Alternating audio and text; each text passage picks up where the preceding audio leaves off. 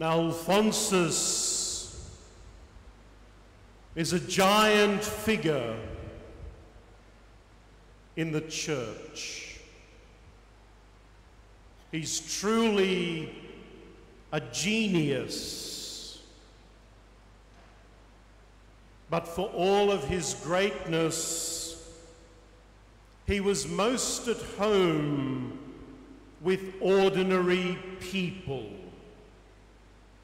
The battlers, the abandoned, walking alongside them on their journey to God. And Alphonsus had the extraordinary ability of being able to awaken people to the reality that God loved them. And he was able to conquer their fears. And he brought about real freedom from the heavy burdens that they were carrying. And when the Spirit came knocking, Alphonsus listened. And what he heard was the command of the Spirit to go. Alphonsus was sent to be a missionary to the poor.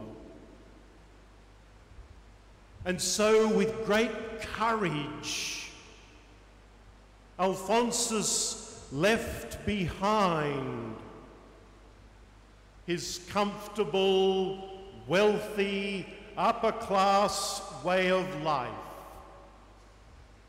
And he generously and creatively shared his talents and gifts to touch people's lives and to respond to their needs.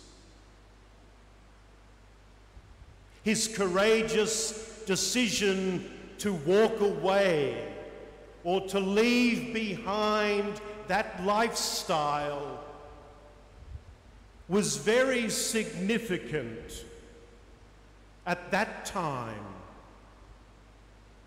given that most of the priests sat at home, pampered by their families, living a privileged way of life and doing very little. Now, 18th century Naples is worlds apart from 21st century Colombo or Sri Lanka. But Alphonsus would challenge us to do what he did. And that is to open our eyes and to look very closely at what's happening around us, at what's happening out there,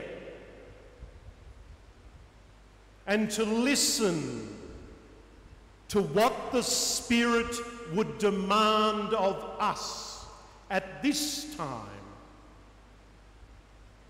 in order to be more authentically and more effectively Christian. And then to have that courage to leave behind or let go of whatever stops us or prevents us or diminishes or blocks our response to what we see and what the Spirit is saying to us. Alphonsus, indeed the gospel, show us that the focus of the Christian life is always outward looking. The attention of the Christian life is out there. It's not sitting around in church, looking at ourselves and each other or nicely saying our prayers. No. What happens at the end of this celebration? What's the final thing that is said to each one of us? Go. Go and pronounce the good news. Go in the peace of Christ. Go and take what you've celebrated here and make it a reality out there and change what you see. And so that call to be outward looking, to see the real needs out there, and then, like Alphonsus, to go into the harvest and to share our gifts, our talents, generously, creatively, in order to respond effectively, to make a difference, and to enable God's ways to flourish.